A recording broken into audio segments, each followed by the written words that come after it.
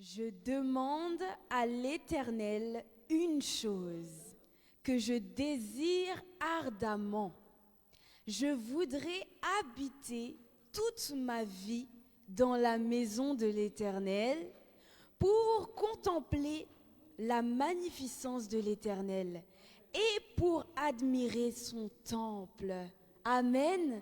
Est-ce que nous pouvons relire cela ensemble et que nous puissions réaliser réellement quelle est cette demande particulière que nous voulons faire au Seigneur ce matin? Amen. Est-ce que nous pouvons relire cela?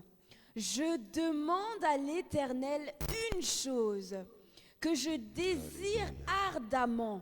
Je voudrais habiter toute ma vie dans la maison de l'Éternel pour contempler la magnificence de l'Éternel et pour admirer son temple. Amen. Waouh.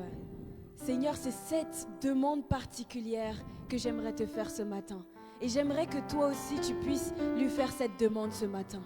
J'aimerais que tu puisses arriver dans une attitude où tu vas contempler l'Éternel, où tu vas regarder à l'Éternel, où tu vas l'observer d'une manière attentive. Parce que contempler, c'est observer quelque chose, observer quelqu'un de manière attentive. Amen. Alors j'aimerais que tu puisses contempler ton Dieu ce matin. J'aimerais que tu puisses encore l'admirer, que tu puisses le regarder avec les yeux d'amour, que tu puisses le regarder avec les yeux d'admiration pour ton Dieu ce matin. Alléluia. Est-ce que tu peux élever ta voix et lui dire: Seigneur, je viens dans ta présence, Seigneur, non pas comme d'habitude, mais avec cette doléance, avec cette demande, Père, de pouvoir t'admirer, de pouvoir te contempler. Seigneur, de pouvoir passer tout ce temps, Seigneur, dans ta présence, en étant dans une attitude où je désire ardemment, Seigneur, habiter dans ta maison. Habiter, Seigneur, avec toi, demeurer avec toi. Élève ta voix, bien-aimée, et recommande-lui ton cœur, et recommande-lui ta personne. Recommande-lui tout ce que tu as, parce qu'en réalité, tu ne t'appartiens pas à toi-même, mais tu lui appartiens. Élève ta voix, bien-aimée. Oh Seigneur, c'est vrai, je t'appartiens entièrement. Tout ce que j'ai, Seigneur, ne m'appartient pas. Voilà pourquoi, Seigneur, ce temps, j'aimerais le passer, Seigneur, dans tes parvis. J'aimerais le passer, Seigneur, à tes côtés. J'aimerais le passer à te contempler, à regarder à quel point tu es bon, à regarder à quel point tu es grand, à regarder à quel point tu es merveilleux, Seigneur.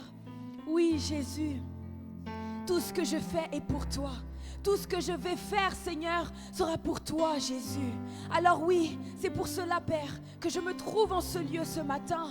Parce que je me trouve en ce lieu ce matin pour venir contempler ta gloire, pour venir contempler qui tu es, pour venir contempler ta grandeur. Alléluia. Merci Jésus. C'est toi que je veux admirer ce matin. C'est toi que je veux admirer ce matin. C'est toi que je veux contempler. Je veux t'observer, Seigneur, de tout mon cœur. Je veux t'observer, Seigneur, avec les sentiments, mais pas avec les sentiments, Seigneur, mais avec la prise de décision, Seigneur, que je t'observe avec amour. Oh, Seigneur, je désire t'observer avec amour. Je désire t'observer avec amour. Mon cœur t'appartient ce matin. Bien-aimé, j'aimerais que tu lui recommandes véritablement ton cœur. Que ce temps ne soit pas un temps comme d'habitude, mais que ce soit un temps où tu viens avec un cœur authentique, avec un cœur vrai devant lui, où tu vas venir étaler ton cœur devant lui. Amen. Élève encore ta voix et recommande-lui sincèrement ton cœur, qu'il ne puisse pas être diverti, qu'il ne puisse pas être encore ici et là, mais qu'il puisse se concentrer sur lui ce matin. Parce que c'est un lieu de rencontre qui a lieu ce matin. Parce que c'est un temps de rencontre qui a lieu ce matin. Et j'aimerais que tu puisses te connecter à lui ce matin. J'aimerais que tu puisses capter sa fréquence ce matin. Alléluia. Élève encore ta voix pour son cœur. Alors que les chantres se positionnent. Oh Seigneur, nous venons te recommander notre cœur. Nous venons te dire, Seigneur, mon cœur t'appartient. Nous venons, Seigneur, encore te dire, mon cœur te revient. Mon cœur te revient. Il est entièrement à toi. Seigneur, rien en moi n'est bon, mais lorsque tu es là, Seigneur, tout est vie. Lorsque tu es là, Seigneur, tout est lumière. Alléluia. Alléluia. Est-ce que nous pouvons acclamer ce Dieu? Est-ce que nous pouvons encore acclamer ce Dieu? Est-ce que nous pouvons se lever dans sa présence et venir encore dire Seigneur, tout te revient. Toute la gloire te revient. Oh, merci Jésus. Merci Seigneur. Tu es bon Père. Je vais t'inviter à vraiment prendre ce temps pour le célébrer véritablement. Avec toutes tes forces, de tout ton cœur. Parce qu'il est là afin que tu puisses encore venir à sa rencontre. Amen. Merci Jésus. Oh, merci Seigneur. Alléluia. Alléluia. Non, je pensais que tu étais là pour célébrer ton Dieu ce matin. Ah, oui Seigneur, pour tout ce que tu as fait pour moi. Je veux proclamer la grandeur de ton nom. J'aimerais parler de la bonté de Dieu ce matin.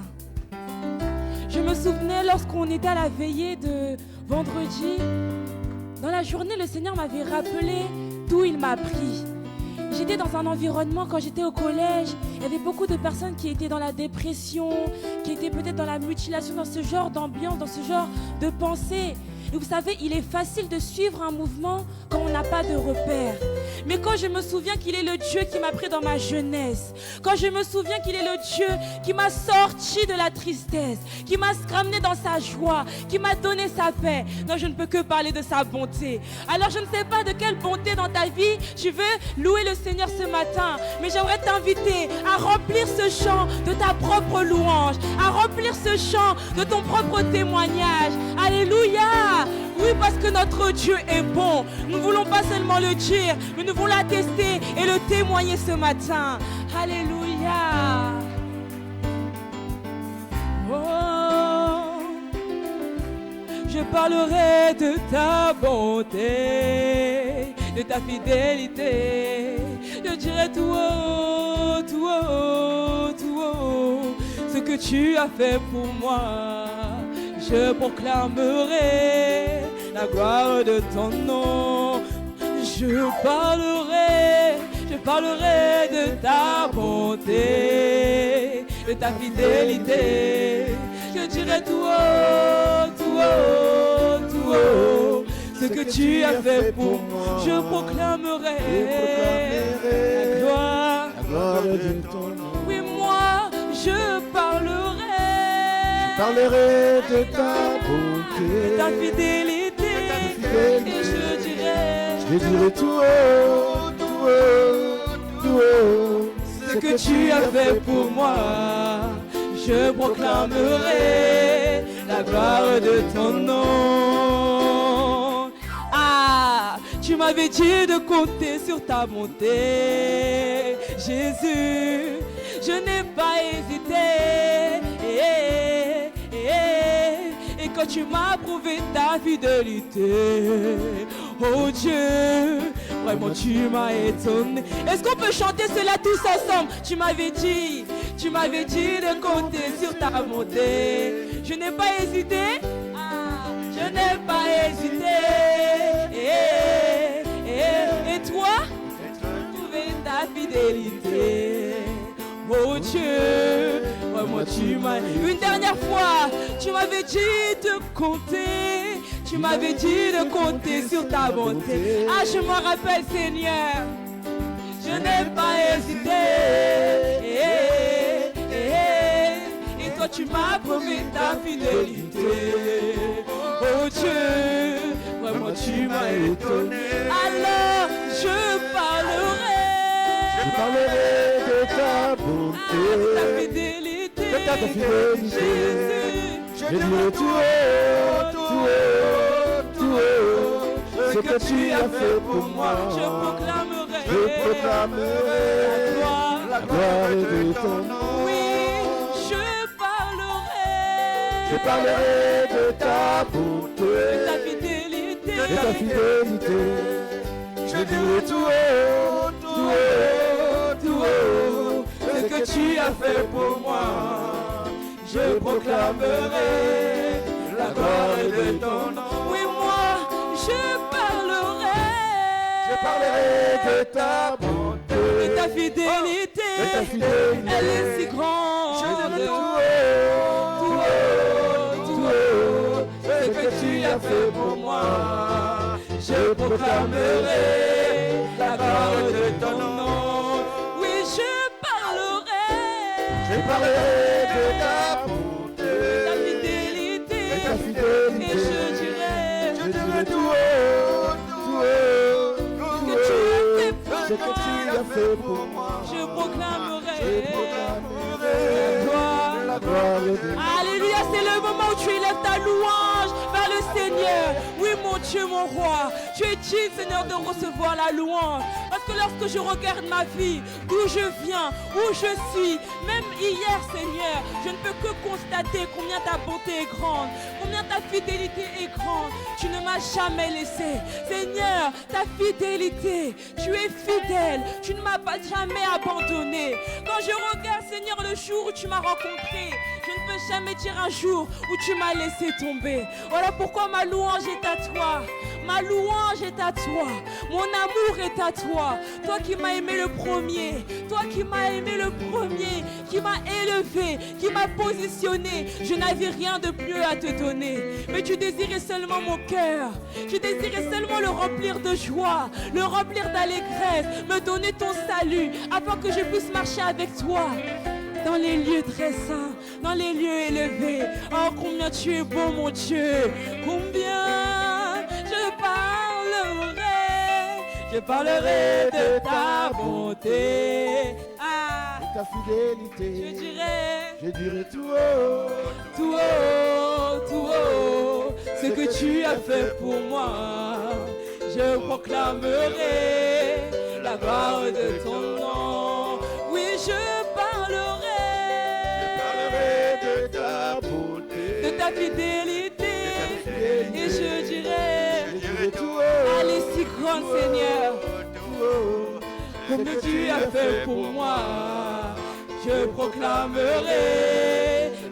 Est-ce qu'on peut dire combien?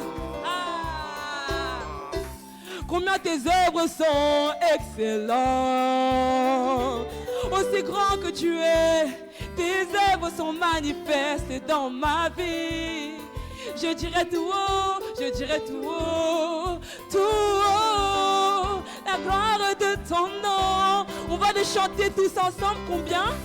Combien tes œuvres sont excellentes. Aussi grand que tu es, tes œuvres se manifestent dans ma vie. Je dirai tout haut, la gloire de...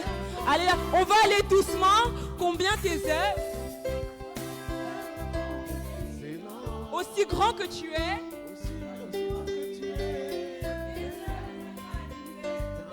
et je dirai tout haut,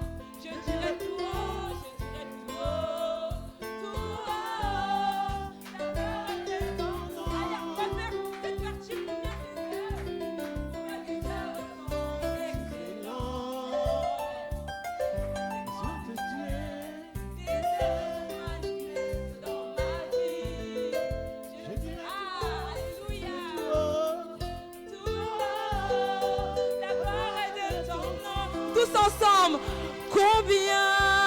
combien tes œuvres sont excellentes, aussi grand, Jésus, tes œuvres sont manifestes dans ma vie. Je dirai tout haut, la gloire de ton nom. Alors je parlerai bonté, de ta fidélité. Je dirai tout haut, ce que tu as fait pour moi. Je proclamerai la gloire de ton nom. Oui, moi, je parlerai de ta bonté dans ma vie, Seigneur. J'en parlerai. Je dirai tout haut, ce que tu as fait pour moi. Je proclamerai la gloire de ton nom. Ah, je parlerai de ta bonté, de ta fidélité. Je dirai tout haut, tout haut, tout haut, ce que tu as fait pour moi. Je proclamerai la gloire de ton nom. Alléluia, oui Seigneur, je t'acclame. Je t'acclame Seigneur. Seigneur, comment ne pas parler de ta bonté? Elle est si grande. Comment ne pas parler de ta fidélité, Seigneur? Elle est si grande. Tu n'as jamais manqué. Dès lors que je crie à toi, Seigneur, je t'ai toujours vu venir à mon secours. Je t'ai toujours vu, Seigneur, m'éclairer de ta lumière. Je t'ai toujours vu, Seigneur, me délivrer. Seigneur, comment ne pas parler de ta bonté? Ta bonté qui n'est pas conditionnelle à mes bonnes actions, mais tu es bon. Ton amour qui n'est pas conditionné à mon amour, mais tu m'aimes. Ta grandeur qui n'est pas conditionnée à mes fautes, mais tu es grand. Et tu es le Dieu qui se présente encore chaque jour à nous avec des bontés renouvelées. Le Dieu grand, le Dieu saint, le Dieu fort, celui qui nous aime, qui pense à toi depuis l'éternité, qui avait déjà pensé à apporter son fils dès lors qu'il avait vu qu'il y avait un voile qui te coupait de lui. Il savait. Alors dans son conseil merveilleux, il a décidé en lui-même d'envoyer Jésus par sa puissance, il l'a fait afin qu'aujourd'hui tu puisses être appelé enfant de Dieu. Oui mon ami, ton Dieu est grand, oui ton Dieu t'aime, ton Dieu est puissant, ton Dieu est présent, ton Dieu est fidèle. Il a donné un si grand prix pour t'avoir. Ce n'est pas aujourd'hui qu'il va te laisser. Ton Dieu t'aime, ton Dieu est fort. Ton Dieu est admirable, inébranlable. Alléluia. Est-ce qu'on peut chanter qu'il est celui qui a transformé l'eau en vin? Est-ce qu'on peut encore chanter que notre Dieu est puissant, que notre Dieu est admirable? Ah, je veux encore l'admirer ce matin. Est-ce que je veux t'inviter encore à l'admirer avec moi? Notre Dieu est puissant. Quand je pense à ses prodiges, je pense au fait qu'il est celui qui a coupé la mer en deux. Quand je pense à ses prodiges, je pense au fait qu'il est celui qui a suivi le peuple d'Israël dans sa nuée. Alléluia. Mon Dieu est puissant. Mon Dieu est puissant. Ton Dieu est puissant. Et quand tu chantes ce chant, j'aimerais t'inviter peut-être, il y a une situation de ta vie qui demeure. Tu te dis, Seigneur, cette situation est trop grande pour moi. J'aimerais te dire ce matin qu'elle n'est pas trop grande pour ton Dieu. Mon Dieu est puissant, il déplace les montagnes, il me cache sous ses ailes, m'abrite sous son ombre. Mon Dieu est puissant, c'est lui qui me guérit, lui qui me fortifie. Il règne éternellement. Oui, mon Dieu est puissant. Il déplace les mondes. Il me cache sous ses ailes. Il règne éternellement. Oui, mon Dieu est puissant. c'est lui. Oui, c'est lui. Il règne. Alléluia. Oui, mon Dieu est puissant. Il déplace les montagnes. Il me cache sous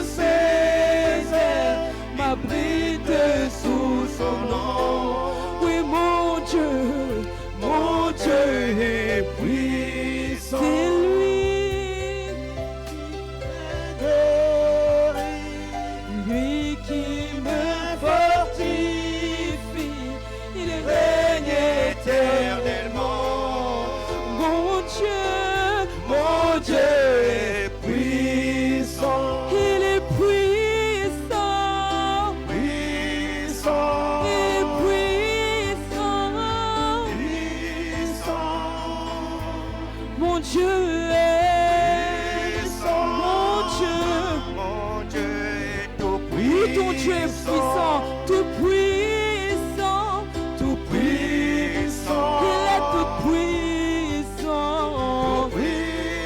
Ah, tout puissant. Mon Dieu, il déplace, les montagnes, il me cache sous ses ailes, m'abrite sous son oui, vois, il est celui qui te guérit. Mon Dieu est puissant, c'est lui qui me guérit, c'est lui qui me fortifie, il règne éternellement. Nous chantons mon Dieu, puissant, tout puissant, puissant, tout puissant, puissant, mon Dieu est puissant, mon Dieu, est puissant, tout puissant, puissant, tout puissant, puissant, mon Dieu est puissant, victorieux, mon Dieu est est puissant, il est victorieux, victorieux, victorieux, glorieux, et ton Dieu est victorieux, mon Dieu est glorieux, il est glorieux, glorieux, glorieux, glorieux, mon Dieu est, alléluia. mon Dieu est glorieux. Oui Seigneur, tu es puissant. Oui Seigneur, tu es glorieux. Oui Seigneur, tu es victorieux. Seigneur, tu es tout puissant. Seigneur, qui peut tenir devant toi? Qui peut tenir devant ta parole? Quand tu te lèves, Seigneur, les montagnes s'abaissent. Quand tu te lèves, Seigneur, les montagnes s'abaissent. Quand tu parles, Seigneur, les situations, Seigneur, s'adaptent à ce que tu dis. Parce que, Seigneur, ta parole est toute puissante. Ta parole est grande. Quand tu dis un mot, cela s'accomplit. Seigneur, nous ne voulons pas attendre de voir. Mais nous croyons parce que tu es tout puissant. Parce que tu es glorieux. Tu es assis sur ton trône de gloire. Qui peut tenir devant toi? Aucune personne ne peut tenir devant toi. Aucune situation ne peut tenir devant la grandeur de qui tu es, mon Dieu, mon roi. Tu ignores qui est. Alléluia. Célébrer Sita. Seigneur, je veux te célébrer. Je veux t'adorer et t'élever encore. Parce que tu en es digne. Toi le Dieu, Seigneur, qui mérite. Tu as toute puissance. Et nous le chantons encore. Que notre Dieu est tout puissant. Mon Dieu est tout puissant, tout puissant, tout puissant, tout puissant. Oui, ton Dieu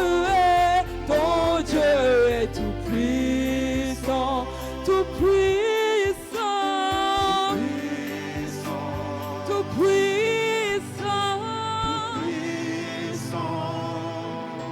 ton Dieu est, ah, ton Dieu est tout puissant. J'aimerais que nous lui disions encore, il est tout puissant. Et quand tu déclares qu'il est tout puissant, regarde les Égyptiens qui te poursuivent. Regarde parfois cette tristesse qui ne veut pas partir. Regarde parfois cet esprit de colère qui te poursuit chaque jour. Regarde parfois cette maladie qui est là, mais qui persiste. Confesse que ton Dieu est tout puissant. Confesse qu'il est tout puissant. Et dis à la maladie, tu avais été crucifié. Déclare que l'échec avait été crucifié à Golgotha. Déclare que Dieu a fait de toi non pas un vainqueur, mais plus que vainqueur. Déclare qu'il a fait de toi la tête. Déclare qu'il a fait de toi victoire. Confesse ta délivrance. Confesse ta guérison. Confesse la seigneurie de Jésus dans ta maison, dans ton travail, dans ton couple, dans tes études. Confesse qu'il règne.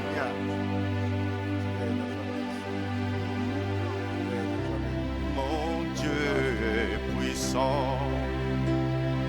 Il déplace les montagnes. Il me cache sous ses ailes. M'abrite sous son ombre. Dis avec moi. Mon Dieu est puissant. Il déplace les montagnes de la peur. Il me cache sous ses ailes. Il m'abrite. Quand les puissances de la sorcellerie se lèvent contre moi, il m'abrite. Alléluia. Mon Dieu est puissant. C'est lui. C'est lui. Alors que tu confesses, Dieu déploie sa puissance. Il déploie ses armées dans ta vie pour te libérer. Alléluia. Oh mon Dieu. Il déplace et il me cache. Il m'abrite. Sous son nom, mon Dieu, c'est lui. Il me délivre de la pauvreté. Il me délivre de la maltraitance. Il me délivre des accidents. Il délivre ma maison. Il délivre ma famille. Mon Dieu, il déplace les montagnes. Alléluia. il me cache sous ses ailes, m'abrite Sous son nom. Mon Dieu est puissant, Tout puissant. Il est tout puissant. Est-ce que tu le crois ce matin? Alléluia. Mon Dieu est puissant, Victorieux. Alléluia. Alléluia. victorieux, Alléluia. victorieux. Mon Dieu est victorieux, Tout puissant. Tout puissant. puissant, Tout puissant. puissant, Tout puissant. tout puissant. Mon Dieu est tout puissant. Amen, amen, amen. Est-ce qu'on peut acclamer? Est-ce qu'on peut lui rendre un sacrifice d'ovation, d'acclamation à notre Dieu qui est puissant, victorieux, glorieux? Alléluia. Il est celui qui peut déplacer tes montagnes. Je ne sais pas quelle montagne tu as affrontée cette semaine. Je ne sais pas quelle montagne. Si c'est la montagne de la peur, de l'angoisse, la montagne de l'incrédulité, si c'est la montagne des blessures, si c'est la montagne de l'échec, si c'est la montagne des blocages. Mais ce matin, ton Dieu te rappelle qu'il est tout puissant et qu'il déplace les montagnes. Mais il veut aussi te dire que même avec un petit grain de foi, tu peux dire à cette foi de se déplacer. Et la foi est en lui. Alléluia. Alléluia. Alléluia. Mon Dieu est puissant. Jésus, tu es puissant. Tu es le vainqueur de la tombe. Tu es celui qui nous a donné la victoire. Alléluia. Nous voulons célébrer notre Dieu. Nous voulons célébrer notre Seigneur et Sauveur, Jésus-Christ. Il est tout puissant. Il est vainqueur. Alléluia. Jésus, tu es puissant. Oh, dis-le-lui. Confesse-le ce matin. Le vainqueur de la tombe. Tu déplaces les montagnes. Jésus, tu es puissant. Jésus, tu es puissant. Jésus, tu es puissant. Le vainqueur de la tombe. Le vainqueur de la tombe. Tu déplaces les montagnes. Tu déplaces les montagnes. Yeah. Jésus, Jésus, tu es puissant. Oh, Jésus, tu es puissant. Jésus, tu es puissant. Le vainqueur de la tombe. Le vainqueur de la tombe. Tu déplaces les montagnes. Tu déplaces les montagnes. Jésus, Jésus, tu es puissant. plus fort, Jésus, tu es puissant. Jésus, tu es puissant. Il est Le vainqueur de la tombe. c'est vrai, il déplace les montagnes. Tu déplaces les montagnes. Jésus, Jésus, tu es puissant. nous voulons chanter que nous triomphons. Nous triomphons dans le nom de Jésus. Nous avons la victoire dans le nom de Jésus. Le Christ sur le trône, nous le déclarons. Jésus, tu es puissant. Non, on va rechanter Jésus, tu es puissant. Alléluia. Jésus, tu es puissant. Hey, c'est une attitude. Le vainqueur de la tombe, il déplace les montagnes. Tu déplaces les montagnes. Vrai Seigneur, merci. Jésus, tu es puissant. Jésus, tu es puissant. Jésus, tu es puissant. Le vainqueur de la tombe, c'est toi. Le vainqueur de la tombe. Le seul et l'unique qui déplace. Tu déplaces les montagnes. Jésus, tu es puissant. Triomphons dans le nom de Jésus. Nous avons la victoire dans le nom de Jésus. Le Christ sur le trône, nous le déclarons. Jésus, tu es puissant. Nous triomphons. Nous triomphons dans le nom. C'est la vérité. Nous avons la victoire. chaque jour, Seigneur, de Jésus, le Christ sur le trône, nous le déclarons. Jésus, tu es puissant. Alléluia, nous allons chanter. Jésus, Jésus, tu es puissant, omnipotent, omnipotent, tu es puissant. Je déplace les montagnes. Oh, Jésus, tu es puissant.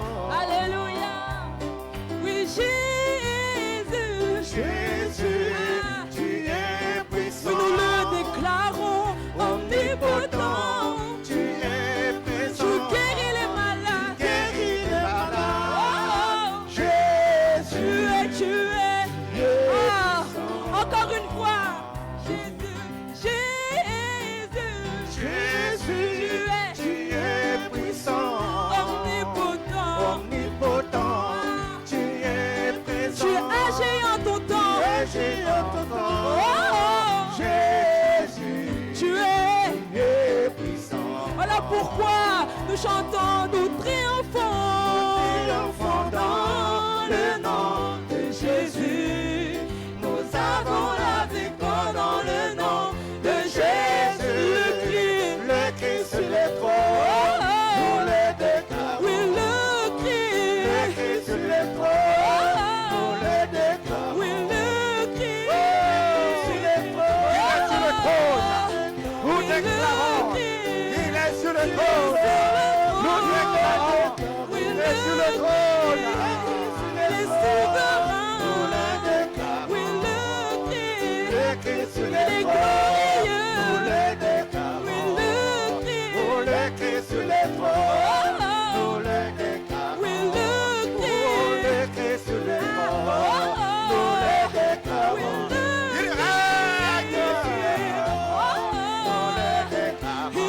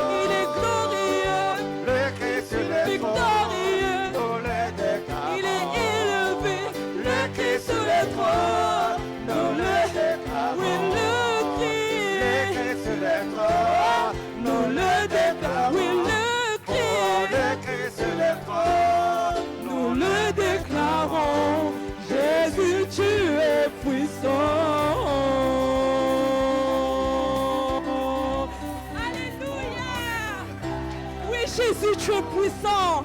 Jésus, tu es puissant.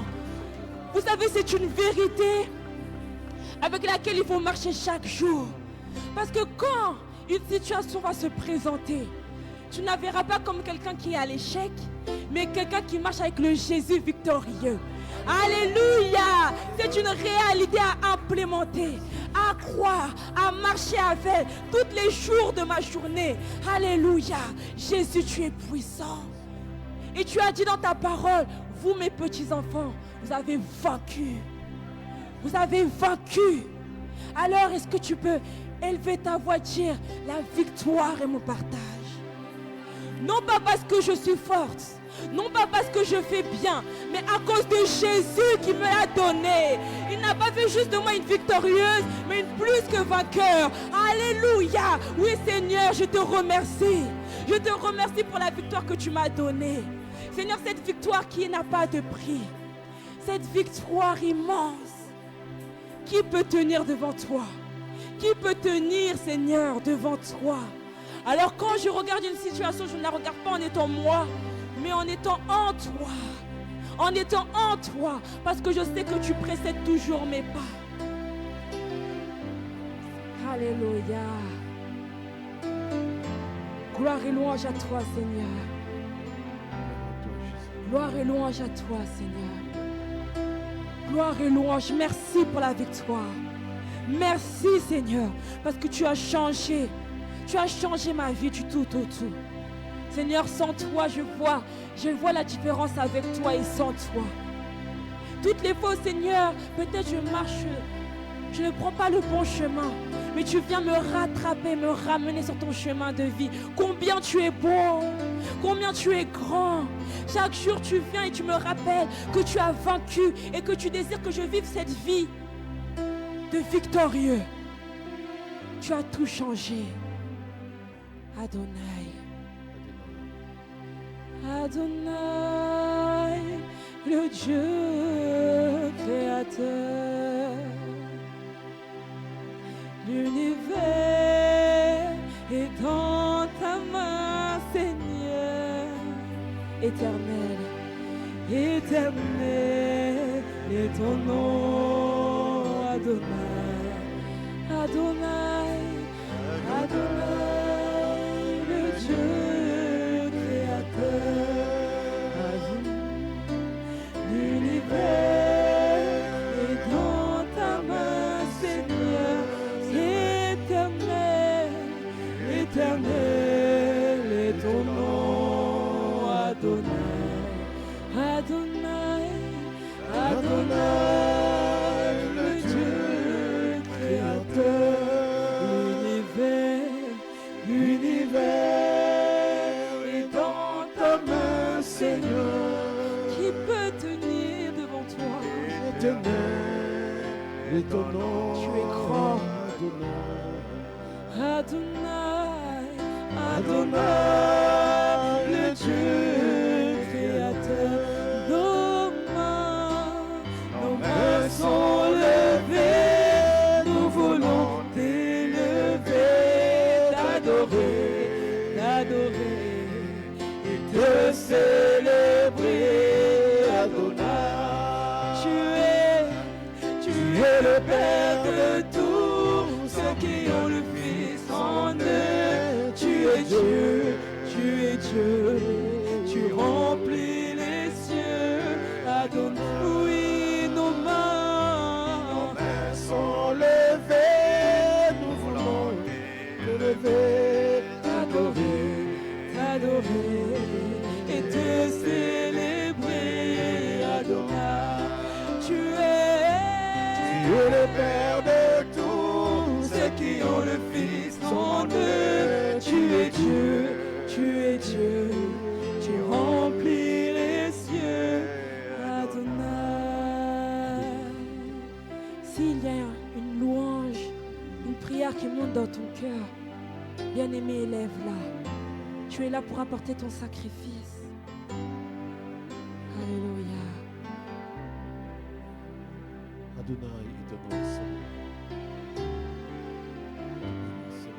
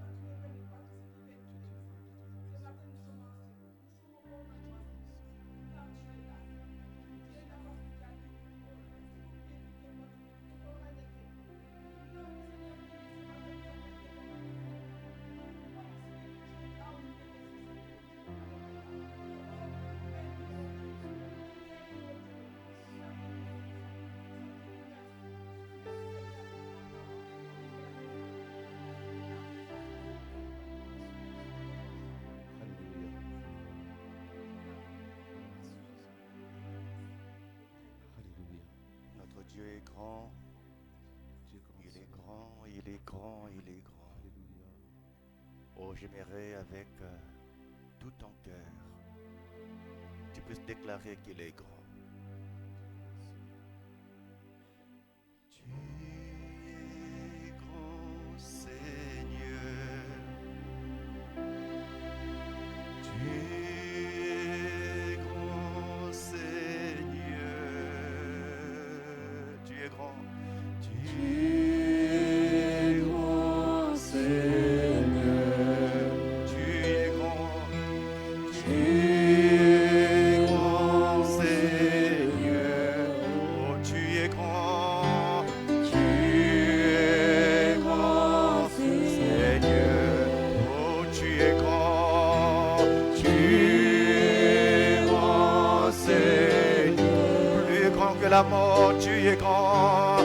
Tu es grand, Seigneur. Plus grand que la maladie.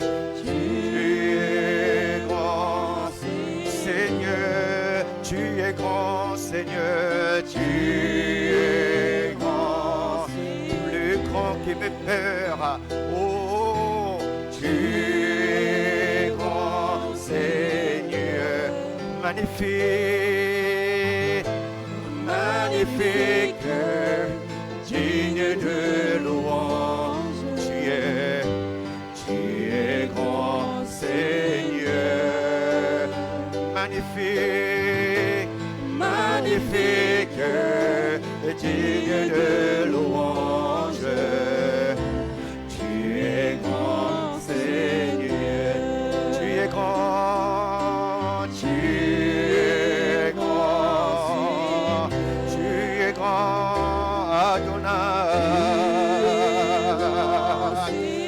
Oh, je confesse, tu es grand. Tu es grand, Seigneur. Plus grand que les déserts. Tu es grand, Seigneur. Tu es grand, grand, Seigneur. Tu es grand. Tu es grand, Seigneur. J'aimerais te partager cette pensée qu'il me met dans mon cœur. Alors que tu déclares qu'il est grand, il y avait cet homme qui avait tellement peur. Et pourtant il vivait avec l'homme de Dieu. Mais quand il a vu les Syriens, il avait peur de la mort. Il se voyait déjà vaincu. Je ne sais pas dans quelle situation tu te trouves ce matin. Vaincu par une situation, par une peur.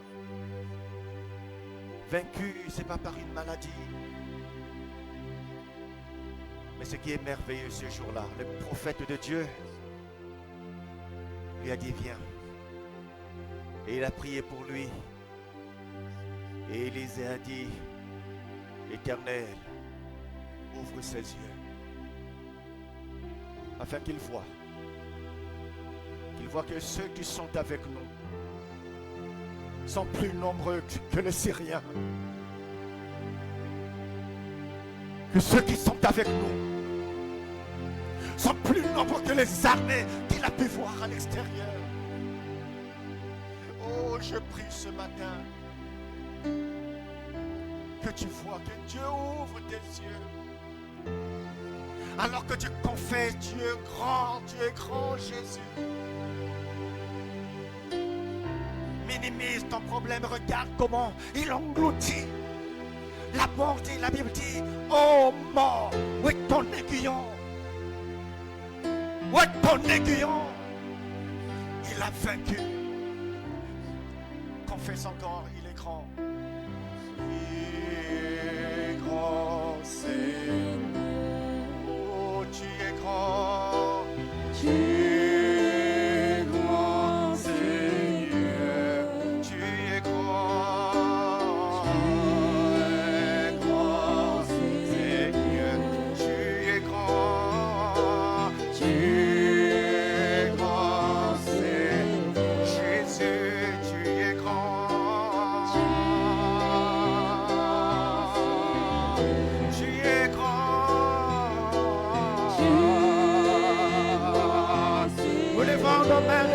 Alléluia. Et nous disons, tu es grand.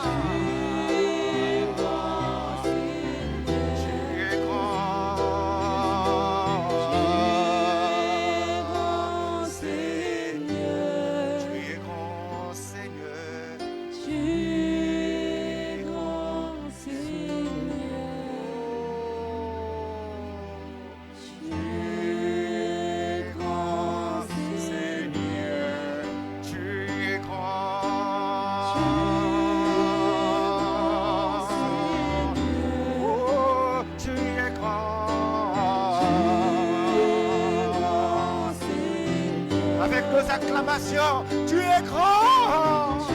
Oh, alléluia. Oh, tu es grand. Tu es grand, Seigneur. Magnifique, magnifique, magnifique. Digne de louange. Tu es grand, Seigneur.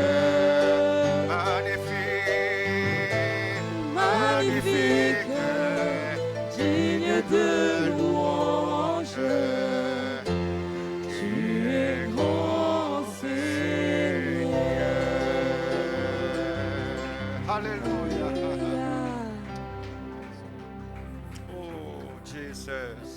Alléluia. Wow. Merci Jésus. C'est vrai, notre Dieu est grand, n'est-ce pas? Il est merveilleux, notre Dieu. J'aimerais véritablement que tu puisses en prendre conscience. Amen. Ton cœur lui parle. Ton cœur lui parle ce matin. Alléluia. Merci Jésus. Parce qu'il est magnifique, notre Dieu, nous allons nous asseoir dans sa présence. Et nous allons passer à un très rapide temps de témoignage. Alors que la servante de Dieu, Sarah Emmanuel, se prépare à venir devant. J'aimerais que tu puisses regarder à ce témoignage, écouter ce témoignage attentivement, parce que j'ose croire que le Seigneur aura également à te dire dans ce témoignage. Amen. Soyons des témoins de l'Éternel.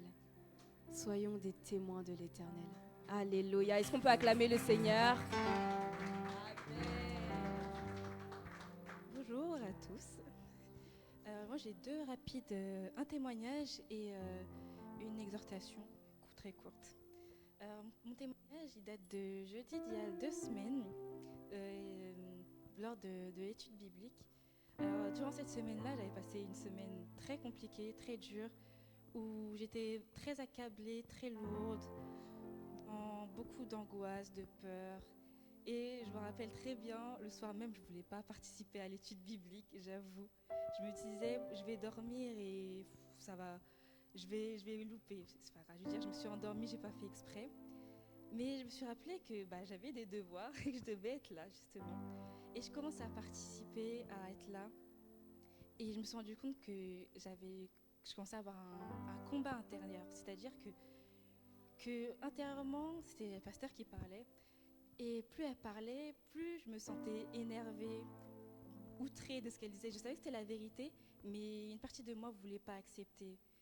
Et c'est au fur et à mesure que plus elle parlait, plus elle donnait la parole, j'ai commencé à me sentir mais vraiment mal. Quand je dis que c'était un combat limite physique, c'est-à-dire que je voyais flou, j'avais envie de vomir, je me sentais mal, j'avais mal partout. Et plus la parole sortait, plus j'étais énervée. Mais je ne savais même pas pourquoi j'étais énervée, je savais que c'était la vérité. Et au fur et à mesure, le Seigneur il m'a parlé. Et quand on a prié à la fin, je me suis rendu compte que ce poids que je supportais toute la semaine, qui me donnait même pas envie de me lever le matin, qui me donnait même pas envie de partir en cours, de sortir de chez moi, ce poids il avait disparu. Et je me suis sentie en paix. En paix parce qu'il m'avait donné une victoire que moi-même j'attendais pas, que je voyais pas.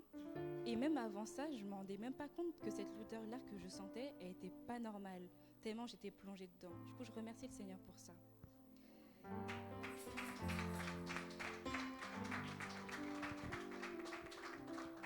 Et ma petite exhortation est datée de début d'année, de début janvier. C'est le Seigneur qui m'a montré une vision où j'étais là avec les jeunes, on était tous présents et on était en train de prier. Et à ce moment-là, le Seigneur, il me montre quelque chose. Il me montre l'assemblée à la fin de l'année et il me montre comme quoi on réussit, les projets se réussissent, les personnes sont en joie, l'assemblée s'agrandit. Moi, je suis merci Seigneur, c'est bien, c'est tout ce qu'on veut, qu'il y ait des âmes qui soient ajoutées, etc. Et puis il y a quelqu'un d'autre qui m'interpelle et qui me dit, lui aussi, il a vu quelque chose. Et moi, je ne comprends pas. Et quand on partage ce qu'on a vu mutuellement, cette personne me dit qu'elle a vu tout l'inverse. C'est-à-dire que l'assemblée se vide, les personnes sont de moins en moins motivées et beaucoup de projets de cette année ont avorté ou été très en retard ou ne sont pas accomplis. Et à ce moment-là, j'ai commencé à réfléchir et c'est là le Seigneur il m'a dit que cette année, elle est très particulière parce que c'est une année où soit tu réussis, soit tu ne réussis pas. C'est-à-dire que si on se laisse emporter par les vagues et qu'on ne fait pas attention, on risque de perdre beaucoup. C'est-à-dire que le Seigneur nous dit que c'est 50-50. C'est-à-dire que soit à la fin de l'année, on sera là, on remerciera le Seigneur et on dira merci Seigneur pour tout ce qu'on a fait. Et 2026, on pourra profiter de tous les fruits qu'on a produits en 2026. Soit on sera là en 2026 où on peut perdre beaucoup. Du coup, le Seigneur, il nous encourage. Il nous dit que ce qu'il veut pour nous, c'est le meilleur. Il faut juste tenir dans sa volonté, tenir dans sa force. Et que là, ça ne sert plus de... On peut prier les uns pour les autres, mais c'est vraiment un effort personnel à faire.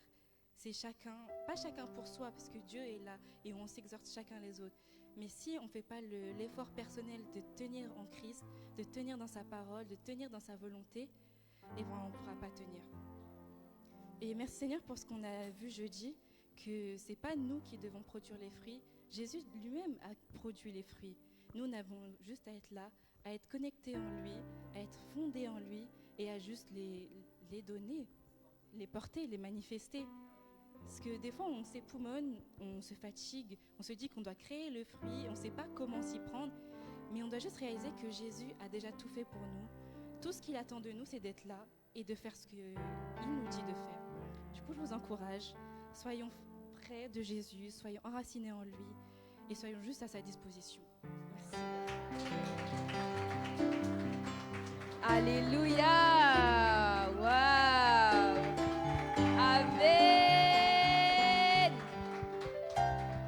Waouh! Merci Jésus, c'est vrai, soyons attentifs et surtout, soyons disposés. J'aimerais que tu puisses également te disposer pour recevoir sa parole, la parole de vie, la vie qui se trouvait dans sa parole, qu'elle puisse tomber directement dans ton cœur. Amen. Merci Jésus. Je vais inviter le docteur Simon Leroy afin que nous puissions passer au temps de parole. Amen. Et qu'il puisse inviter le pasteur, inviter. Merci Jésus. Est-ce qu'on peut acclamer encore le Seigneur?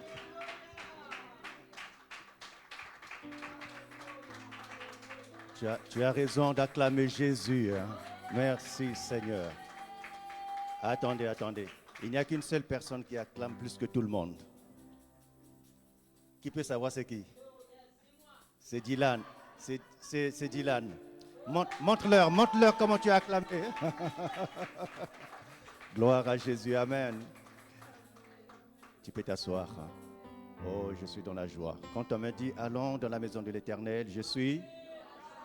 Et la joie du Seigneur est dans tant pis pour le diable. Vous voyez, les mathématiques sont simples. Hein? Quand je viens, on me dit allons dans la maison du Seigneur, je suis dans la joie. Amen. Et donc cette joie-là est ma. Donc le diable peut montrer ses griffes, je ne sais pas, je suis plus que vainqueur. Amen.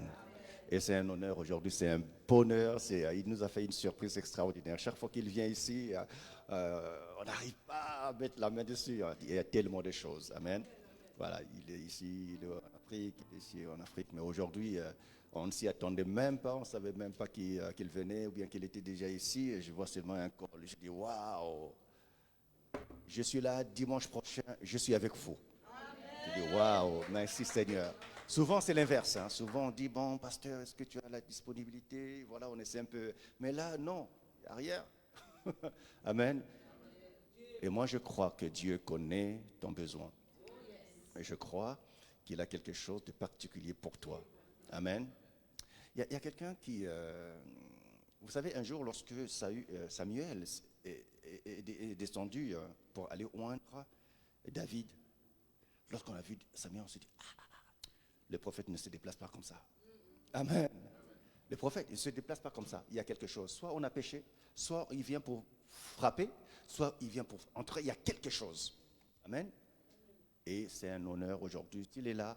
Et moi, j'ose croire que Dieu a quelque chose pour toi. Amen. Voilà, je vais appeler le pasteur Daniel Koudédé. Acclame Jésus. Amen. Gloire, gloire, gloire, gloire, gloire à Dieu. Alléluia. Je vais... Oh, merci Seigneur. Elle a pris le trophée. Dylan, attention, hein, tu as perdu là. Tu perds. Amen. Restez juste devant, peut-être qu'il aura besoin de vous. Alors, il va se présenter lui-même, mais c'est mon beau-frère. Vous avez vu mon pasteur qui est venu ici, le pasteur Koudédé, etc. C'est son frère, son grand frère. Et voilà, donc vous voyez déjà la proximité. Et voilà, c'est son petit frère du pasteur. Amen. Voilà, et c'est mon beau-frère. Et le Seigneur nous a pris de loin et aujourd'hui, regarde, extraordinaire. Amen. Il dirige une grande et très grande église. Enfin, voilà, je laisse le Seigneur nous parler. Amen, pasteur. Merci, on est ravis. Amen. Alors.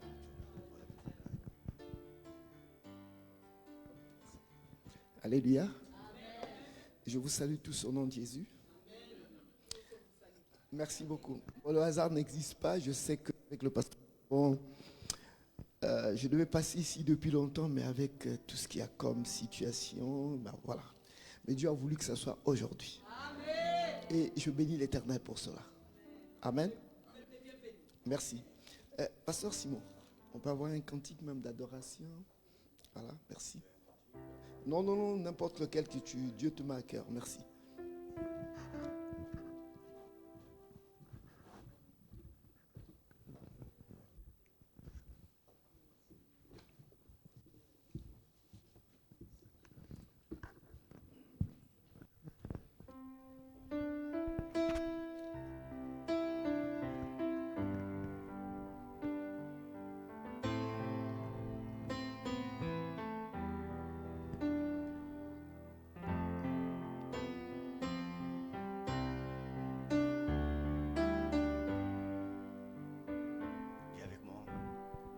Je donne gloire,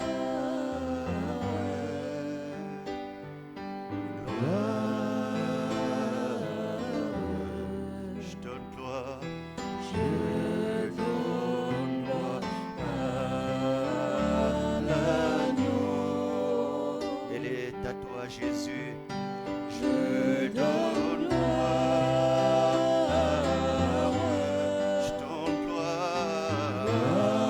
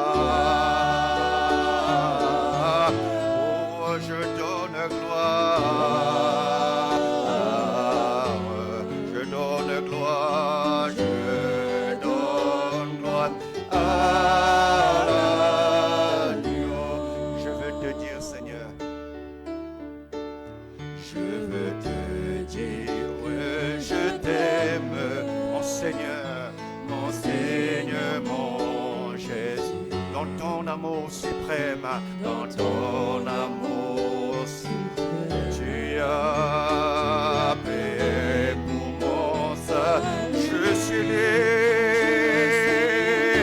je veux te de tout mon être,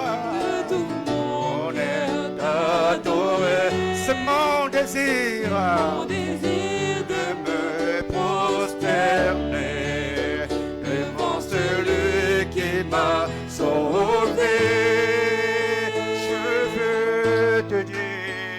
Je veux te dire que je t'aime, oh mon Seigneur, mon Jésus, dans ton amour suprême.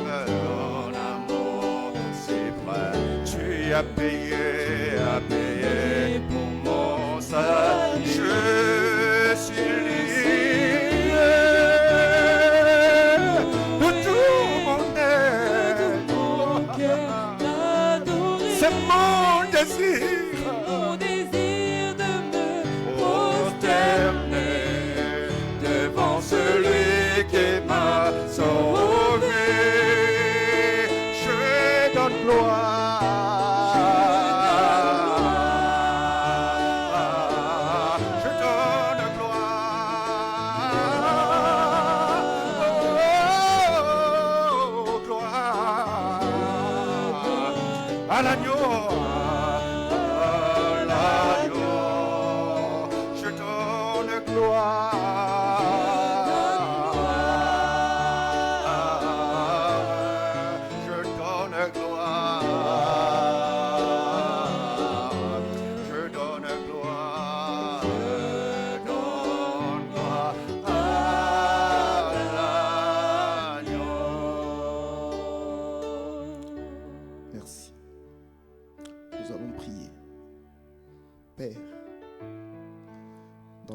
Jésus, je voulais te rendre honneur et gloire et te bénir ce matin. Toi qui es le maître et des circonstances. Une hommage de grâce de far as de kid gaven goste krode. De rogen nadre sid as de grâce de fraude, nadre klima ze geremon. De rogen giv gaven gesti as de prone. Daben giv maven sen notre crows. Udo sikke bas de gereken. Udo brase este pit gaven geste prone.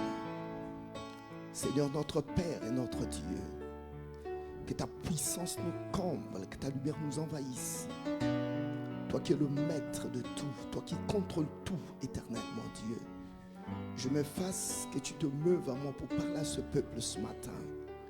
Il n'est pas venu écouter un homme, il est venu t'écouter toi. Toi qui es le Dieu vivant et le Tout-Puissant. Uno grezenav, nadre sebro, udo brakina zabenken. De rogen gastifren as de kroze gereman. Mazi brenna yuro grode istaven. Jésus digen gav no kroze bineken. Brasaki as to frod. De rogen gaze mere kreze natro pilven. Mon Dieu, que ton nom soit élevé, que ton nom soit sanctifié dans le don puissant de Jésus-Christ de Nazareth. Et tous nous disons Amen. Gloire à l'Éternel. Voilà, on peut s'asseoir. Merci. Alors, je crois que nous sommes sur notre thème général, l'esprit de conquête. Alors, mais ce matin, j'aimerais vous parler de comment devenir un bon conquérant. Amen. Comment tu peux devenir un bon conquérant? Nous savons tous que la conquête, c'est un problème de combat spirituel. Parce qu'aujourd'hui, quand on parle de la conquête, c'est l'action de conquérir. Parce qu'on doit aller dans des milieux où on doit s'arranger. Bon, moi, je vois le cas de Christophe Colomb, pour ceux-là qui ont fait un peu de l'histoire. Christophe Colomb, Vasco da Gama, ils ont cherché à conquérir le monde, aller par-ci, par-là, les États-Unis, l'Inde et tout, ils sont partis. Mais nous ne sommes pas dans cet élan. Nous sommes des conquérants de Christ. Parce que nous devons conquérir le monde pour le Seigneur. Les âmes qui sont perdues pour le Seigneur. Alors donc ce matin, je voudrais te parler comment tu peux devenir un bon conquérant. Alors pour cela, j'ai 3 points. Je ne sais pas si je vais les finir. Bon, si je ne les finis pas, au moins je vais les survoler. Même le dernier point, je pourrais le survoler. Alors le premier point que je voulais parler, pour être un bon conquérant, tu dois enlever l'esprit de distraction. Alors pour qu'un chrétien soit un bon conquérant, si tu es distrait, tu ne pourras jamais accomplir ce que Dieu te demande de faire. C'est quoi une distraction? Je n'ai rien inventé, j'ai vu dans le dictionnaire les définitions que je vous donne, donc vous pouvez aussi voir. En fait, c'est une disposition habituelle à l'étourderie ou un état passager de quelqu'un qui manque de concentration. Tu vois, c'est une sorte d'inattention. Parce que quelqu'un qui n'est pas concentré, qui est distrait, ne peut pas faire le travail de Dieu comme il se doit. C'est pour ça que nous allons lire notre premier texte dans Actes chapitre 6. Nous lirons le verset 1 au verset 4. Actes chapitre 6, de 1 à 4. Et puis nous lirons aussi dans 2 Timothée chapitre 2, le verset 4. Actes chapitre 6, de 1 à 4.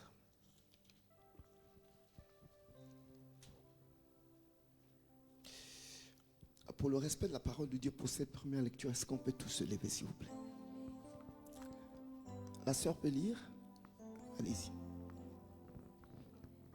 Actes chapitre 6, à partir du verset 1, dit ceci. Oui. À cette époque-là, alors que le nombre des disciples augmentait, les zénélistes murmurèrent contre les Hébreux, parce que leurs veuves étaient négligées lors des distributions quotidiennes. Verset 2. Les 12 convoquèrent l'ensemble des disciples et dirent, il ne convient pas que nous délaissions la parole de Dieu pour servir aux tables. Verset 3. C'est pourquoi, frères et sœurs, choisissez parmi vous 7 hommes de qui l'on rende un bon témoignage, remplis de l'Esprit Saint et de sagesse, et nous les chargerons de ce travail. Oui. Verset 4. Quant à nous, nous continuerons à nous consacrer à la prière et au ministère de la parole. Amen. Amen. 2 Timothée 2, 4 aussi. 2 Timothée chapitre 2, le verset 4. 2 Timothée 2, 4. Amen. 2 Timothée 2, 4 dit ceci. Aucun soldat en service ne s'embarrasse des affaires de la vie courante, s'il veut plaire à celui qui l'a recruté. Amen. Amen. On peut s'asseoir. Alors, j'étais en train de dire qu'un chrétien digne de ce nom, qui est un conquérant, qui veut vraiment gagner les âmes pour Christ, ne doit pas être distrait. Parce que quand un chrétien est distrait, il va commencer à s'occuper des choses qui ne sont pas dans l'ordre de ce que Dieu lui a demandé de faire. Alors, la Bible nous parle ici des apôtres. Ils étaient en train de... Parce qu'en ce temps-là, la Bible nous dit que les hellénistes étaient là. Bon, ils murmuraient contre les Hébreux parce que leur verbe était négligé dans la distribution des aliments. Parce que les apôtres, en ce temps-là, lorsqu'ils ont eu des problèmes, des situations difficiles, bon, il y avait des gens qui envoyaient des vivres et puis tout le monde, ça revenait à la maison de Dieu, ils distribuaient parce que tout était en commun pour tout le monde. Au lieu que les apôtres, les 12 apôtres puissent s'occuper de la parole de Dieu, ils ont commencé à se distraire, à aller chercher à distribuer la nourriture, à donner ceci. Ce n'était pas ça la mission que Dieu leur avait donnée. La mission que Dieu leur avait donnée, il fallait annoncer l'évangile et la prière. Parce que les âmes étaient perdues, les âmes étaient en difficulté. Ils ne pouvaient pas rester sur place, s'occuper que de la distribution de la nourriture. Dieu ne leur avait pas appelé pour cela. Alors ça, c'est une forme de distraction. Et le diable est très rusé. Il est très fort dans l'art de la distraction. Parce que nous remarquons aujourd'hui, même dans la vie chrétienne, beaucoup de chrétiens sont distraits. Beaucoup de chrétiens sont distraits. Et pourtant, la parole de Dieu nous dit que allez, faites de toutes les nations les disciples. Nous devons avoir pour objectif dans nos vies d'aller dans les milieux scolaires, même dans les supermarchés, Et même dans l'immeuble là où tu vis, dans des endroits où bondent les gens, faire des tracts distribués afin que les âmes... Parce qu'aujourd'hui, si tu peux distribuer 4, 5, 6, ou même 10, voire 100 tracts, dans les 100 tracts que tu distribues, Dieu peut toucher le cœur de 3 ou de 4 personnes pour que ces personnes-là se convertissent. Tu auras au moins gagné une personne à Christ. Mais si tu ne te laisses aller avec les choses de ce monde, parce qu'aujourd'hui le problème c'est quoi? Beaucoup de chrétiens, nous le remarquons, hein, ils font des concerts religieux. C'est pas mauvais que de faire des concerts religieux. Mais faire un concert religieux, pour moi, je trouve que c'est la distraction. Parce que les gens que vous appelez là, ils viennent, ils écoutent les chansons et après ils repartent tels qu'ils sont venus. Mais or, si un chrétien se lève, il rencontre quelqu'un, il lui dit que non, Dieu t'aime. Dieu a besoin de toi. Regarde, la vie dans laquelle tu es, la vie que tu mènes n'est pas une bonne vie. Regarde, fais ceci, fais cela. Et toutefois, tu le rencontres, tu lui parles de Dieu, tu parles de Dieu. Tu verras que cette personne sera sauvée à cause de toi. Et là, au ciel, la Bible dit que quand quelqu'un est sauvé, c'est une joie dans le ciel. Mais si quelqu'un est sauvé à cause de toi, il y a une grande récompense qui t'attend au ciel. Même pas au ciel, même ici sur la terre, tu auras une grande récompense. C'est pour ça que Dieu dit dans sa parole que nous devons nous arranger à nous focaliser dans la mission que Dieu nous a donnée. C'est une grande mission, la mission royale d'aller évangéliser, bien aimé dans le Seigneur. Mais si nous sommes distraits dans les concerts, il y a beaucoup d'autres aussi qui sont là en train de chercher par exemple de l'argent, chercher le mariage, c'est pas, Dieu ne nous a pas appelés à chercher. Si vous venez à l'église, ce n'est pas pour le mariage. Vous venez à l'église, ce n'est pas pour chercher de l'argent. Vous venez à l'église, ce n'est pas pour avoir du travail. Vous venez à l'église pour que vous soyez bien enseignés et sauver les autres qui sont perdus. Parce que quand vous écoutez la parole de Dieu et que vous la mettez en application dans votre vie, dehors, quand les gens vous verront, c'est parfois une forme d'évangélisation très puissante. Si vous avez l'habitude avec les autres d'entrer dans les milieux qui sont malsains, et que vous avez reçu le Seigneur et que ces personnes-là constatent par la suite que vous ne faites plus les mêmes choses avec eux, ils vont se poser des questions pour savoir, mais qu'est-ce que tu as fait? Qu'est-ce qui s'est passé dans ta vie? C'est aussi une forme d'évangélisation. La manière de vivre, c'est une forme aussi d'évangélisation. Et si tu ne rentres plus dans la distraction, Dieu va te sauver. Dieu va te délivrer. Dieu va faire de telle sorte que ce que tu demandes, qu'il te le donne. Parce que toi, tu as l'amour pour les autres. Nous devons être des vrais conquérants bien-aimés dans le Seigneur. Parce que si la distraction nous prend, si la distraction nous dirige, notre vie ne marchera pas. Regardez un peu les smartphones qu'on nous a donnés aujourd'hui. C'est une véritable distraction. Beaucoup de chrétiens passent le temps dans leur téléphone à suivre ce qu'il ne faut pas suivre. Surtout qu'il y a des trucs de TikTok, tout ce qu'il faut là. Mais les chrétiens, ils passent le temps là-dedans. Mais les âmes se perdent. Les âmes sont en train de mourir. Pourquoi vous ne prenez pas le temps, même avec votre smartphone, d'envoyer des textes bibliques auprès des frères ou des sœurs que vous connaissez? Des gens qui sont bien avec vous. Envoyez les textes bibliques. Invitez-leur à venir à l'église. Visitez-leur. C'est important. Parce qu'aujourd'hui, vous êtes sauvés. Mais maintenant, eux, sont-ils sauvés? J'ai lu une histoire. C'est dans un livre que j'ai lu ça. Un homme de Dieu a raconté cela. Dieu lui a dit, toi tu es sauvé, mais tu ne veux pas sauver les autres. Regarde, il a ouvert un rideau. Cet homme de Dieu a vu les gens qui marchaient sur une grande route. Mais la route était vraiment très large. Mais tout le monde marchait, il marchait. Mais après, quand Dieu l'a fait voir la finalité de cette route-là, c'était un ravin. Mais tout le monde tombait dans ce ravin.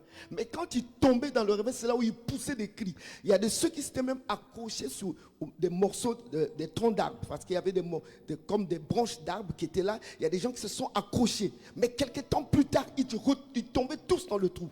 Le Seigneur lui a dit, tu vois comment les âmes sont en train de se perdre. Mais toi, qu'est-ce que tu fais? Regarde, il y a un monde, il y a tout un monde. La voie là, elle est très très large. Mais pourquoi tu ne prends pas les âmes à l'église, vous allez évangéliser? Souvent les gens ont peur d'évangéliser. Souvent les gens ont peur de parler de Dieu auprès des autres. Ah non, qu'est-ce qu'ils vont dire? Qu'est-ce qu'il dira? Comment il va me traiter? Mais bien aimé dans le Seigneur, là où tu vis, si tu ne prends pas le temps de parler de Jésus aux autres, une chose est vraie, Dieu te demandera des comptes lorsque tu arriveras de l'autre côté. Parce que ces âmes-là ont besoin d'écouter l'évangile. Un seul mot peut sauver une personne. Mais si tu es distrait, si tu fais des choses qui n'ont ni tête ni queue, si tu fais des choses qui n'ont aucun rapport avec la parole de Dieu, bien-aimé dans le Seigneur, ça sera difficile pour toi que les choses même que tu veux que Dieu fasse pour toi, qu'il ne le fasse pas.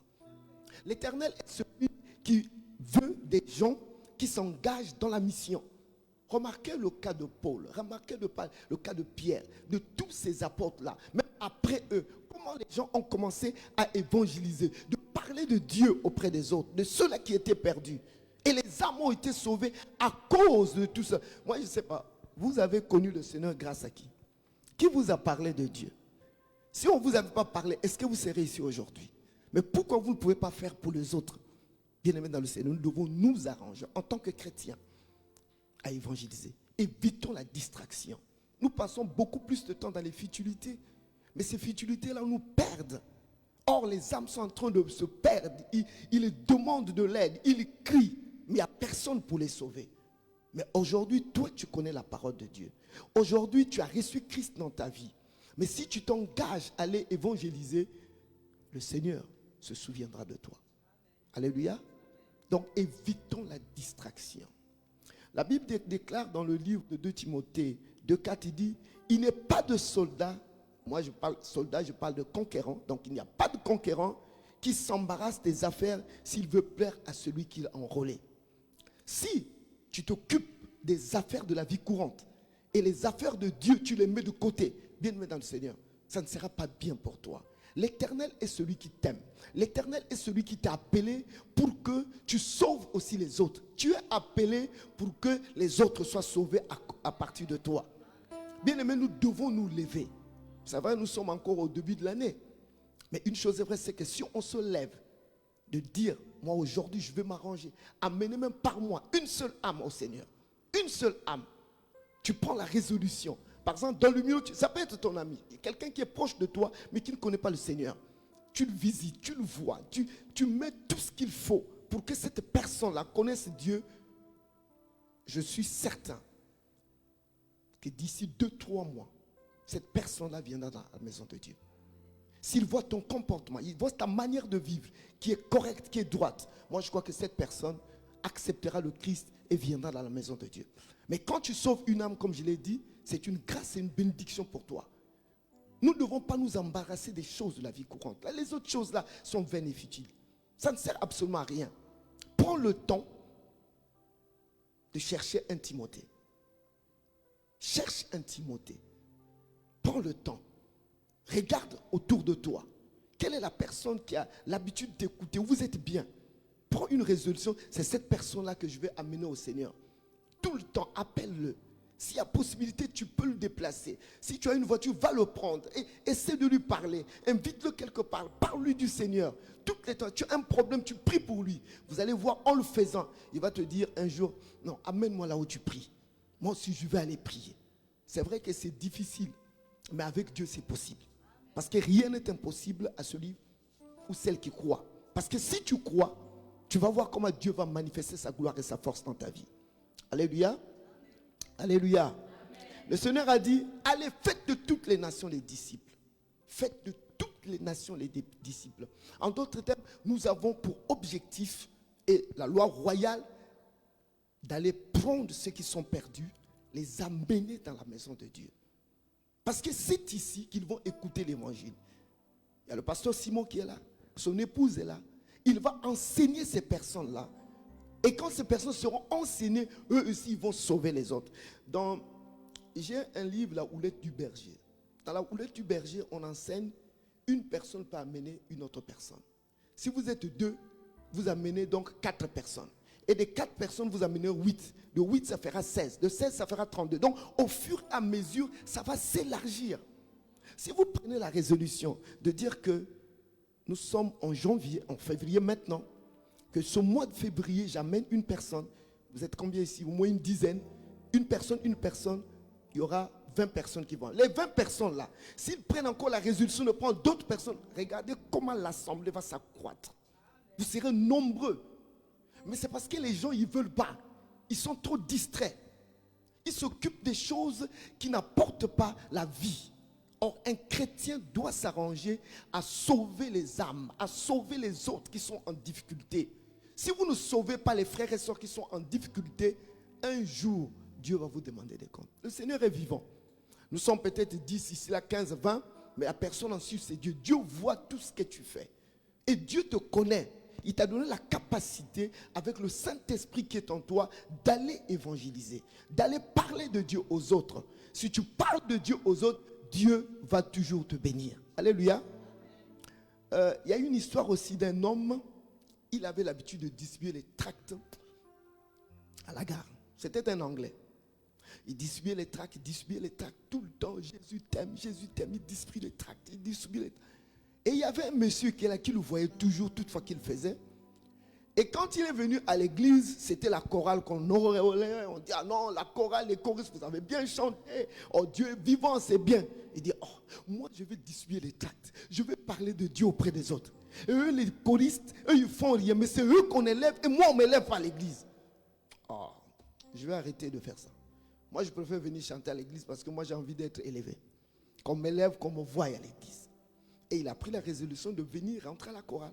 Il rentre à la chorale et il a pris à chanter. Et ils ont commencé à chanter. Donc, on les élevait. La chorale chante bien. C'est une bonne chose. Après, à la gare, il y avait un monsieur qui avait constaté que ce monsieur-là ne venait plus. Il a dit, ah, ce monsieur qui ne vient pas là, qui distribue les tracts, à coup sûr, il est déjà mort. Comme il est mort, moi, je vais prendre la relève. Amen. Il a dit, je vais prendre la relève. Lui aussi, comme le monsieur a distribué les tracts, une fois on lui avait donné un tract, il a vu ce tract, il est parti l'imprimer lui-même. Il a imprimé le tract, il a imprimé beaucoup. Et lui aussi, il est venu à la gare. Jésus t'aime, Jésus est avec toi. Il distribue les tracts. Les gens prenaient. Jour après jour, semaine après semaine, mois après mois. Le monsieur qui était à la chorale a dit, ah, moi aussi je vais faire un tour un peu à la gare. Je vais regarder un peu. Il me semble qu'il faut que je reprenne un peu. Parce que je ne suis pas à l'aise à la chorale. Quand il arrive à la gare, il voit un monsieur en train de distribuer les tracts. Il distribue les tracts. Il dit, monsieur, mais qui vous a dit, ou alors, qui vous a mis à cœur de faire ça? Il dit, ah monsieur, j'ai connu un monsieur ici. Je ne connais pas son nom, mais il avait l'habitude de distribuer les tracts. Mais quand j'ai constaté qu'il ne venait plus, ça fait 2 ou 3 mois, moi j'ai pris la relève. Je me suis dit, peut-être que Dieu l'a appelé, il est mort. Il dit, non, le monsieur en question, c'est moi. Il a dit, oh, mais pourquoi vous avez arrêté? Ah non, il dit, non, il ne faut pas faire ça. Alléluia. Alléluia. C'est un grand travail que d'évangéliser. Et il y a une grande bénédiction dans l'évangélisation. Parce que les âmes que tu gagnes pour Dieu, les âmes que tu gagnes là, bien-aimé dans le Seigneur, ça sera une grande bénédiction pour toi, même ta progéniture. Parce que le Seigneur connaît. C'est pour ça que, s'il vous plaît, arrêtons avec la distraction. Si la distraction est dans ta vie, si tu es très très mal intentionné, ça ne marchera pas dans ta vie. C'est pour ça qu'arrangeons-nous, bien-aimés dans le Seigneur, à éviter la distraction. Rentrons dans la mission. Travaillons comme il se doit. Parce que Dieu veut que nous travaillions. Dieu veut que nous puissions faire ce qu'il a demandé. Allez, faites de toutes les nations les disciples. Allez, il a dit allez. Mais il faut partir, il faut obéir à l'ordre de Dieu. Nous devons le faire. C'est vraiment quelque chose de très fondamental pour chacun de nous ici présents. Alléluia. Alors, le deuxième point pour devenir un bon conquérant, il faut avoir un esprit de sacrifice. Alléluia. Il faut avoir un esprit de sacrifice. C'est quoi un sacrifice? En fait, c'est une disposition à renoncer ses propres intérêts au bénéfice d'autrui. Je reprends. C'est une disposition à renoncer à ses propres intérêts au bénéfice d'autrui. En fait, c'est un dévouement absolu. C'est l'abnégation. Tu dois t'arranger en tant que chrétien à te sacrifier ou alors à être au service des autres. Parce que tu ne peux pas être un bon conquérant si tu n'as pas un esprit de sacrifice. Ce n'est pas possible, ça ne pourra pas marcher. Parce que déjà le fait de distribuer des tracts, le fait de le faire peut-être à tes propres frais, c'est un sacrifice que tu fais. Mais quand tu as cet esprit de sacrifice avec toi, tu vas voir que beaucoup de choses vont changer dans ta vie. Parce que quelqu'un qui renonce à ses intérêts pour les intérêts des autres, c'est une grande bénédiction pour toi. C'est une joie pour ta vie. Alléluia. Nous voyons par exemple, on va lire dans 2 Corinthiens chapitre 11, le verset 23 au verset 27. 2 Corinthiens chapitre 11, le verset 23 au verset 27. On va voir un peu ce grand conquérant là qui est l'apôtre Paul, qu'est-ce qu'il était en train de dire. Quel sacrifice qu'il a eu à faire cet homme-là. 2 Corinthiens chapitre 11, du verset 23 au verset 27. 2 Corinthiens 11, à partir du verset 23, dit ceci. Oui. Ils sont serviteurs de Christ. Je parle comme un fou. Je le suis plus encore. Oui. J'ai bien plus connu les travaux pénibles, infiniment plus les coups, bien plus encore les emprisonnements. Et j'ai souvent été en danger de mort. Verset 24. 5 fois j'ai reçu des Juifs les 40 coups moins 1. Des Juifs, les 40 coups moins 1. 3 fois j'ai été fouetté. Une fois j'ai été lapidé. 3 fois j'ai fait naufrage. Oui. J'ai passé un jour et une nuit dans la mer. Oui. Fréquemment en voyage, j'ai été en danger sur les fleuves, en danger de la part des brigands, en danger de la part de mes compatriotes, en danger de la part des non-juifs, en danger dans les villes, en danger dans les déserts, en danger sur les mers, Oui. en danger parmi les prétendus frères.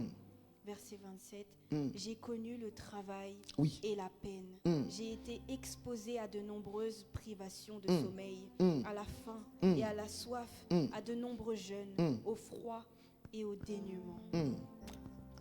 Amen. Amen. Regardez, on nous parle de cet homme, l'apôtre Paul.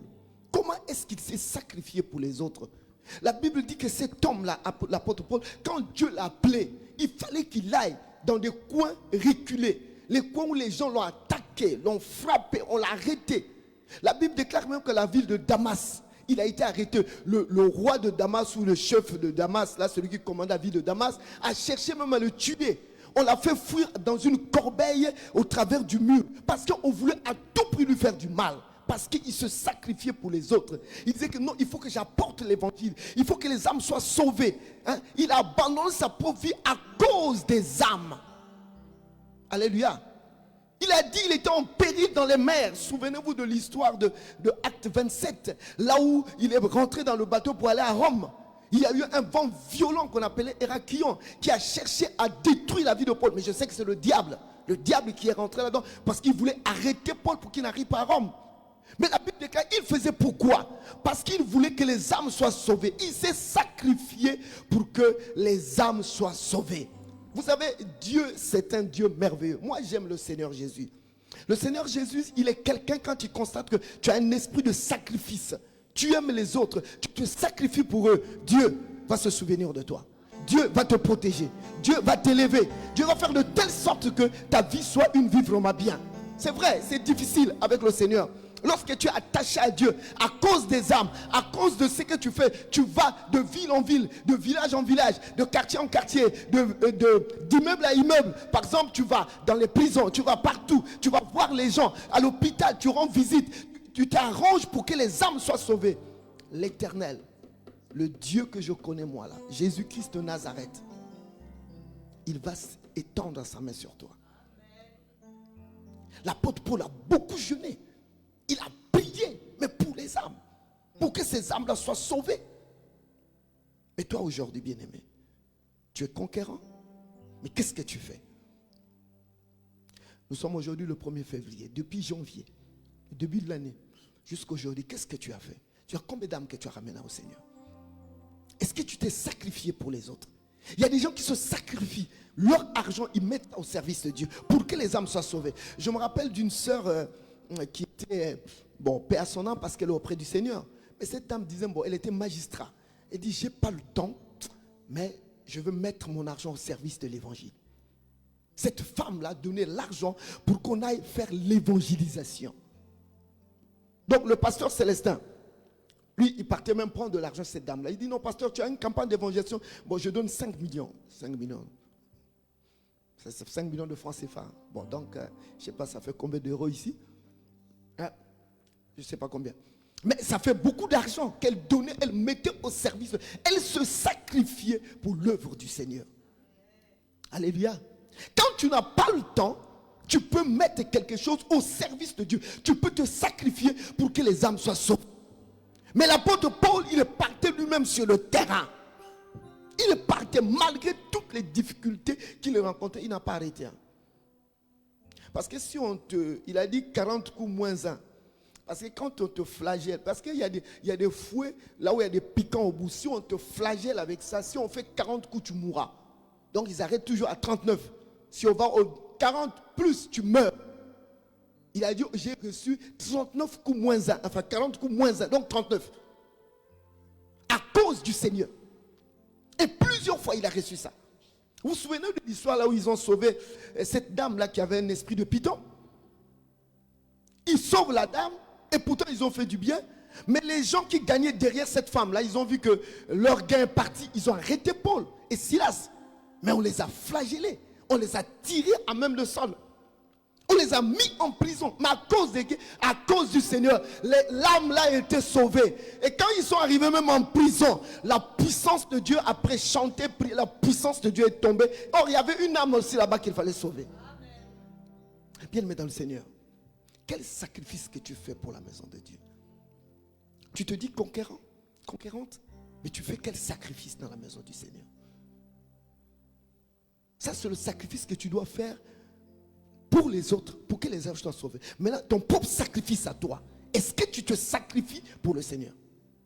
Dans Romains 12, le verset 1, tu peux lire ça, maman. Romains 12, le verset 1. Romains 12, le verset 1.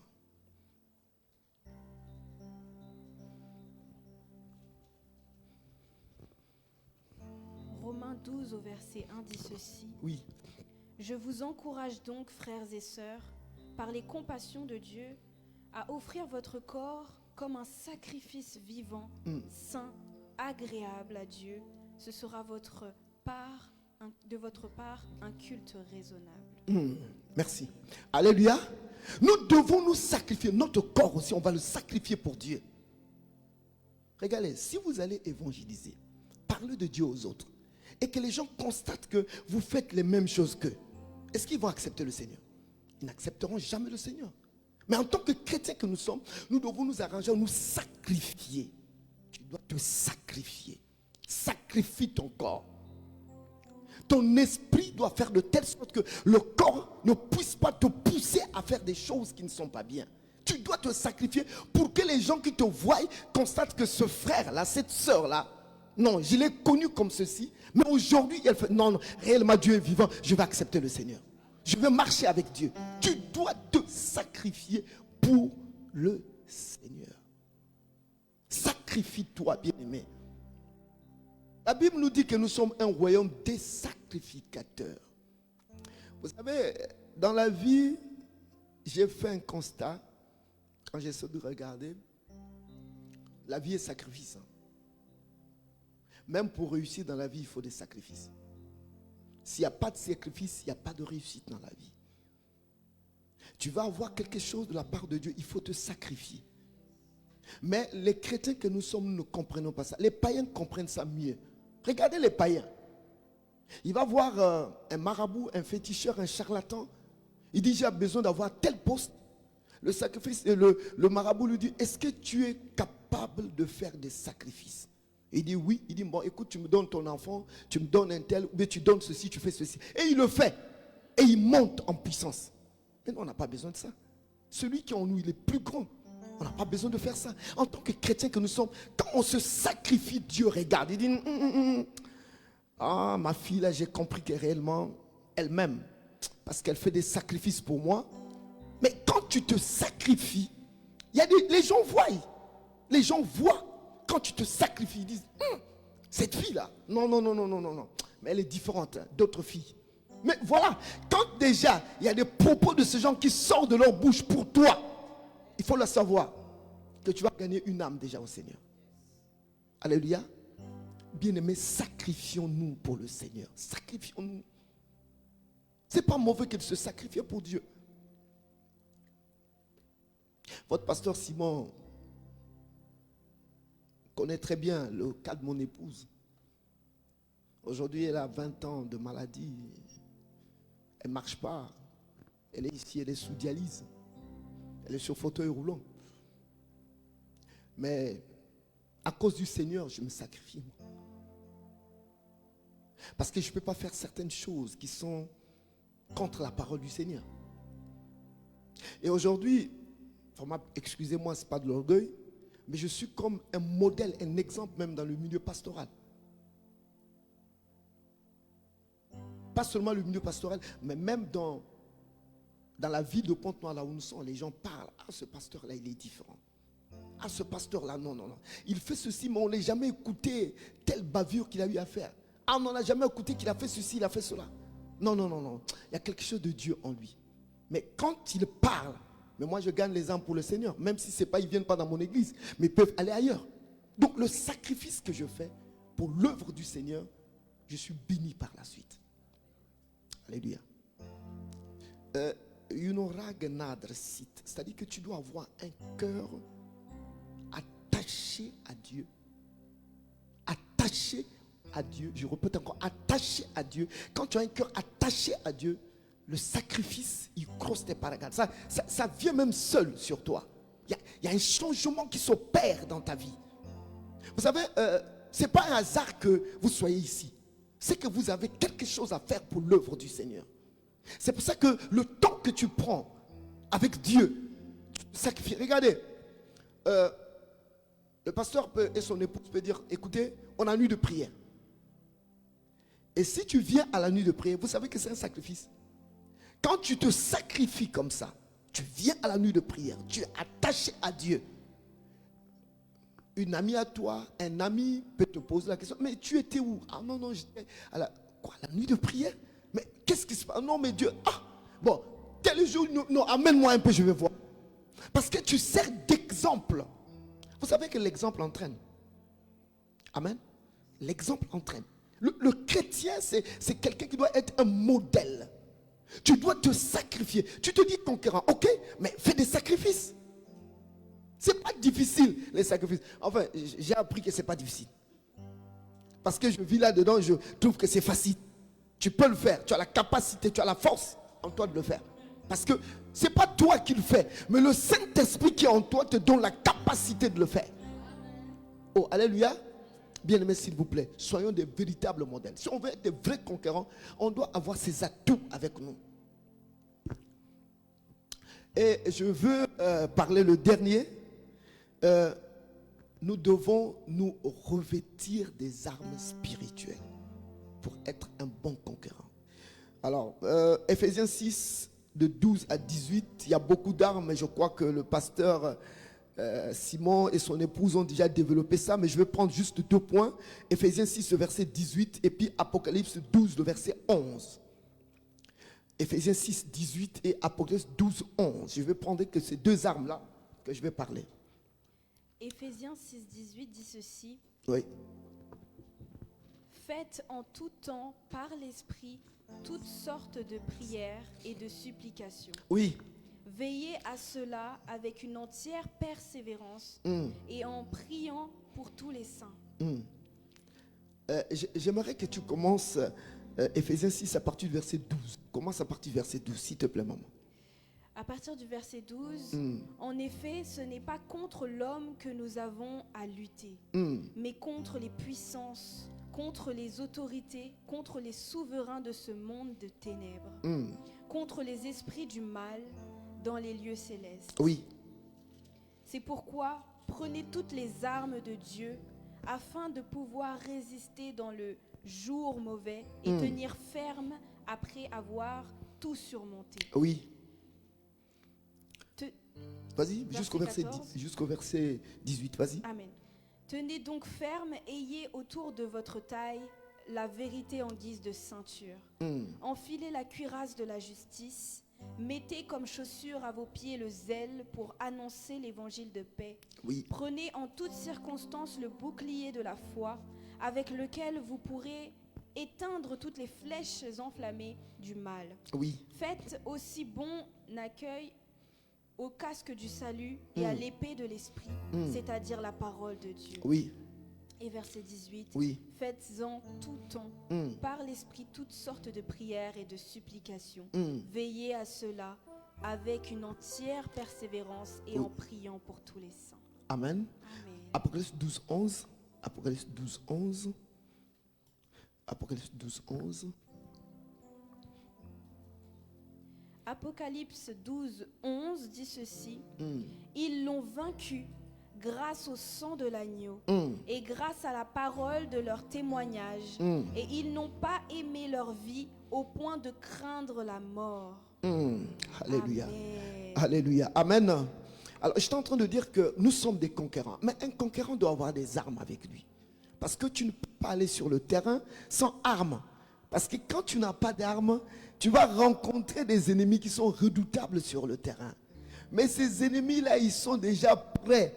Ils savent que tu viens pour les attaquer. Parce que le fait que nous allons sur le terrain, on va évangéliser, on va distribuer les tracts, on va visiter, tu vas peut-être de maison en maison, dans un lieu, dans un jardin, tu apportes l'évangile. Mais tu vas rencontrer des forces, des ténèbres qui vont s'opposer à toi. J'ai vu sur TikTok, je crois, un frère à Sarcelles était en train d'annoncer l'évangile disant que non, mais bien aimé, Dieu a dit homme avec femme, pas homme, homme, femme, femme. Il y a un monsieur là qui est venu dire quoi? Qu'est-ce que tu dis là? Hein? Quel est ce Dieu là? Il a giflé. Alléluia. Il a giflé ce frère là. Le frère a titubé. Il était avec des frères, on l'a tenu. Il a dit non, non, laissez, laissez. Frère, Dieu t'aime. Non, Dieu ne m'aime pas. Moi j'ai des problèmes. Il a commencé à parler. Voilà. Mais par là, par l'acte qu'il a fait, les frères qui étaient à côté là ont parlé de l'évangile et la personne a accepté le Dieu par la suite. Alléluia. Donc nous devons nous revêtir les armes spirituelles. La Bible dit ici là que nous devons avoir, moi je parle directement des armes, prenez toutes les armes de Dieu afin de pouvoir résister dans le mauvais jour et tenir ferme après avoir tout surmonté. Tenez donc, ayez à voir la vérité pour ceinture. Nous devons être des personnes véridiques. Le mensonge ne doit pas être le partage d'un conquérant. Alléluia. Nous devons éviter le mensonge. Parce que si tu mens beaucoup, personne ne te croira. Personne n'écoutera même l'évangile ou alors la parole que tu apporteras. Donc nous devons nous arranger à dire la vérité. C'est vrai. C'est facile à dire, difficile à faire. Mais c'est possible avec le Saint-Esprit. Amen. Vous ne voyez pas qu'il y a la facilité de mentir que de dire la vérité? On est entre nous, on est des chrétiens, il faut dire la vérité. Mais vous sentez qu'il y a le mensonge qui est là. Mais un chrétien doit éviter ça. Parce que le Saint-Esprit en toi, c'est une arme pour toi, la vérité. Et il dit par la suite que la vérité pour ceinture, revêtez la cuirasse de la justice. On parle de la cuirasse de la justice. Nous devons nous arranger à être justes. La Bible dit, Jésus a haï l'iniquité et il a aimé la justice. C'est pour ça que Dieu l'a oint d'une huile spéciale au-dessus de ses égaux. Si Christ avait aimé le mensonge, il ne pouvait pas réussir à nous sauver nous tous tels que nous sommes. Christ est un grand conquérant. Il est parti, mais il continue toujours. Les âmes continuent à être sauvées, mais à partir de Christ, bien-aimé. Mais si Christ était un menteur, si Christ ne disait pas la vérité, si Christ qu'il n'aimait pas Dieu, est-ce qu'il pouvait faire ça? S'il n'avait pas ces armes-là, personne ne serait sauvé aujourd'hui. Alléluia. Mais toi, tu t'appelles Christ, toi. Oh, on est là? Tu t'appelles Christ. Donc, il faut que tu aies la vérité avec toi comme arme. Tu dois revêtir la cuirasse de la justice. Donc, être juste, c'est important pour toi. La cuirasse, c'est quelque chose que... Enfin, souvent, la cuirasse, c'est comme un gilet pare-balles. Hein? C'est comme un gilet pare-balles. Avant, ils appelaient cuirasse, mais nous, c'est comme un gilet. Pourquoi un gilet pare-balles? Parce que ici, il y a le cœur. Toutes les parties sensibles sont ici. Le cœur, les poumons et tout. Donc, c'est à ce niveau-là. Et même, j'ai l'habitude de dire que, vous voyez, là, il y a le plexus ici, non? Hein? Le plexus, se trouve à ce niveau-là. Mais quand on parle du plexus, si tu vas en profondeur, en fait, c'est comme si c'est là où se trouve l'esprit. Cette partie-là est très sensible. C'est pour ça qu'il faut la cuirasse, soit te protéger cet endroit-là. Tu vois, quand ça te protège, même si elle est très enflammée du diable, les gens peuvent raconter tout ce qu'ils racontent, tu vas aller en force. Parce que tu as l'arme avec toi. Parce qu'il y a des armes offensives et défensives. Mais tu as des armes où tu te défends. Tu peux aller de l'avant. Donc, la cuirasse de la justice. Être juste dans n'importe quel milieu où tu te trouves. Mettez pour chaussure à vos pieds le zèle que donne l'évangile de paix. Tu dois t'arranger à apporter l'évangile. Vous comprenez? C'est comme les chaussures. Regardez, nous tous on est chaussés ici. Mais si on n'était pas chaussés et qu'on mette des tessons ici, ou on mette des épines, chacun, quand on va marcher, on va tomber, on va crier et tout. Mais quand on a les chaussures, sur les épines on marche. Sur les tessons on marche parce qu'on a des chaussures, on est chaussés. C'est la même manière avec le Seigneur. Parce qu'on va rencontrer des choses terribles quand tu vas aller évangéliser. Alléluia. Et il dit par la suite que prenez par-dessus tout cela le bouclier de la foi avec lequel vous pouvez éteindre tous les traits enflammés du malin. Un bouclier. La foi, c'est un bouclier. Pourquoi? Parce que ça t'évite. Parce que, regardez, on a la cuirasse ici. Et puis tu as encore un bouclier avec toi. Donc pour t'atteindre là, ça sera difficile parce que la foi est présente, la justice est là, la justice te bloque là, et la foi encore te bloque. Il y a deux choses. Donc pour que les traits du diable là traversent, ça ne peut pas traverser ton bouclier et traverser aussi la cuirasse, la justice, c'est pas possible. Ça ne sera pas possible que ça traverse. Donc tu seras plus que vainqueur. C'est pour ça que les armes spirituelles elles sont très importantes. Tu ne peux pas aller évangéliser, aller conquérir le monde sans les armes de Dieu. Si tu n'as pas ces armes-là, bien-aimé, ça te sera difficile de remporter la victoire. Et l'ennemi, le diable est vivant, il est vrai, hein? Il est exact. Hein? Alléluia. Et une autre arme qu'il dit, prenons aussi le casque du salut et l'épée de l'esprit qui est la parole de Dieu. Donc le casque du salut, c'est un casque que tu portes sur la tête. Tu dois avoir l'assurance que tu es déjà sauvé. Tu ne peux pas aller apporter l'évangile auprès des autres si toi-même tu n'es pas sûr que tu es sauvé. Je peux poser, quelqu'un peut te poser une question de savoir, mais si tu meurs aujourd'hui, tu vas aller où? Moi j'ai posé ces questions à beaucoup de personnes. Mon frère, tu es chrétien, oui, tu acceptes le Christ, oui. Mais si tu meurs aujourd'hui, tu vas où? Je ne sais pas. Hein? Où est-ce que je vais partir? Je ne sais pas. Pasteur, je ne sais pas. Je dis, mais comment tu ne sais pas? Mais si tu meurs aujourd'hui, tu vas aller au ciel? Comment tu ne sais pas? Mais c'est un acquis pour toi déjà. En acceptant le Seigneur, d'office, tu es déjà là-bas au ciel. Donc il faut bénir l'Éternel. Tu es déjà sauvé. Donc c'est le casque du salut. Tu es sûr. Tu as l'assurance que si tu meurs aujourd'hui, tu vas au ciel. Donc tu as la capacité d'aller parler de Jésus auprès des autres afin qu'eux, ils n'aillent pas en enfer. Mais il faut une arme. Si tu n'as pas ces armes-là, ça ne marchera pas pour toi. Quelqu'un peut t'embrouiller. Quelqu'un peut te dire des choses qui vont te décourager. Mais si tu as l'assurance, tu vas aller de l'avant et tu vas aller en vainqueur. Alléluia. Et il continue toujours en disant ceci. Faites en tout temps par des prières, par l'esprit, toutes sortes de prières, de supplications. Viens à cela avec une entière persévérance. Je n'ai pas parlé de la parole, mais la parole de Dieu doit être notre force. Tu dois avoir la parole de Dieu, pas dans ta tête, mais dans ton cœur. Quand je dis la parole de Dieu dans le cœur, c'est que tu la mets en application dans ta vie. Tu appliques cette parole dans ta vie. Quand on dit il ne faut pas faire ça, tu ne le fais pas. Il faut faire ceci, tu le fais.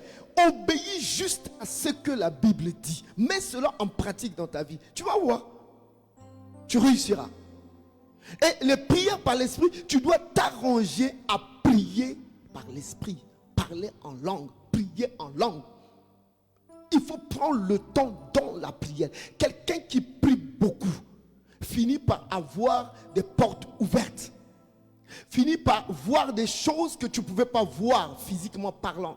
Si tu pries beaucoup, Dieu va te montrer des choses. Moi, quand j'ai des problèmes qui me tracassent, qui me font mal, je prie souvent à partir de 0 heure. Je prends le temps là. Et au moment où je prie, c'est là où j'ai des visions. Je vois des choses. Dieu me montre. Pour telle chose, il faut faire ceci. Pour telle chose, il faut faire cela. Donc Dieu me montre, mais c'est parce que je prends du temps dans la prière. Une personne qui prie beaucoup, tu auras la hardiesse, tu auras la bravoure, tu auras la capacité de rentrer dans les maisons qu'il ne faut pas rentrer. Parce que Dieu sera avec toi. Il va te revêtir, il va te donner la force et la capacité d'aller de l'avant. Même pour l'évangile. Quand vous voulez évangéliser, prenez d'abord du temps dans la prière personnellement.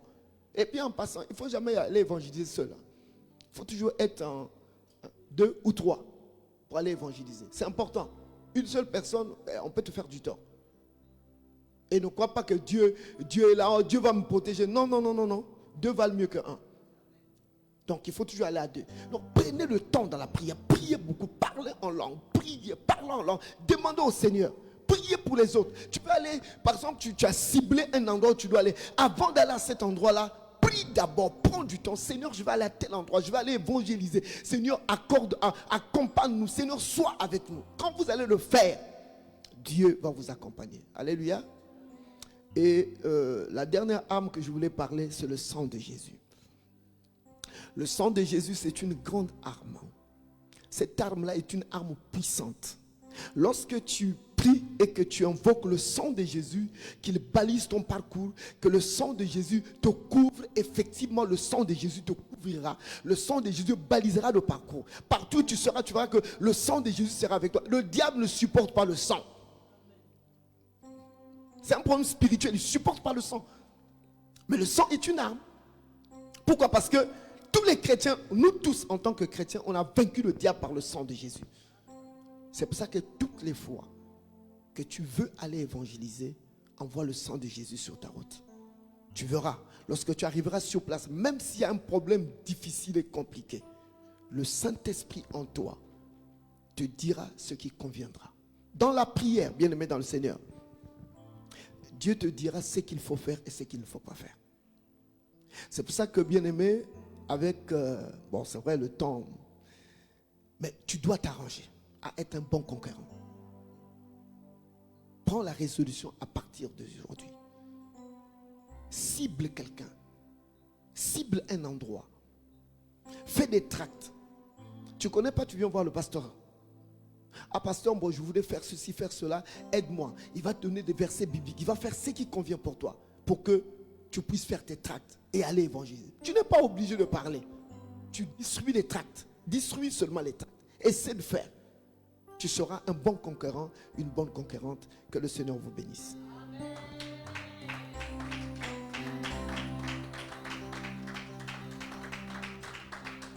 On va se lever, on va prier. On va se lever.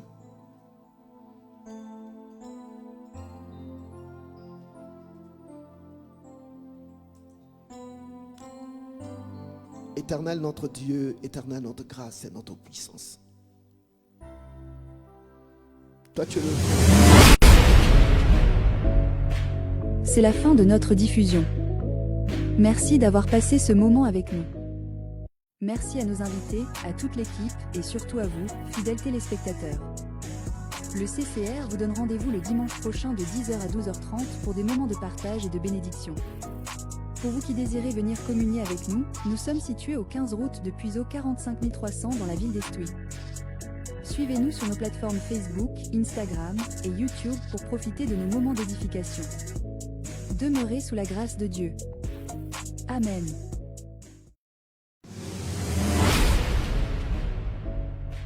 C'est la fin de notre diffusion. Merci d'avoir passé ce moment avec nous. Merci à nos invités, à toute l'équipe et surtout à vous, fidèles téléspectateurs.